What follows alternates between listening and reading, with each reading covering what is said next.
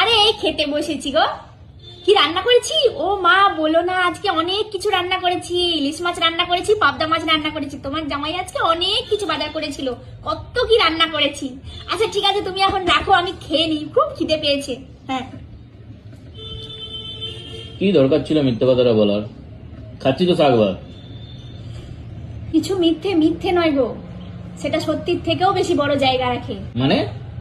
দেখো, আজকে যদি আমি মাকে সত্যি কথাটা বলতাম যে আমি শাক ভাত খাচ্ছি, তাহলে কি আমার মায়ের মনটা ঠিক থাকতো? আমার মা রাত্রে ভালো করে ঘুমাতে পারতো? আর মা তো এটাও ভাবতে পারতো যে আমি আমার মেয়েকে ভালো ছেলের হাতে বিয়ে দিতে পারিনি, তাই না? তাহলে আমার মায়ের ভালো থাকার জন্য যদি আমাকে মিথ্যে কথা বলতে হয়, তাহলে আমি মিথ্যে কথা বলতে রাজি আছি। আর মন্দিরের প্রসাদ, সে শসার টুকরো হোক বা মিষ্টি, সেটা দুটোরই স্বাদ সমান।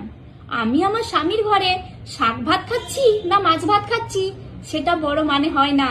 তুমি আমার সাথে সুখে আছো, আমি তোমার সাথে সুখে আছি, এটাই বড় কথা। এর থেকে বড় আর কিছু হতে পারে কি?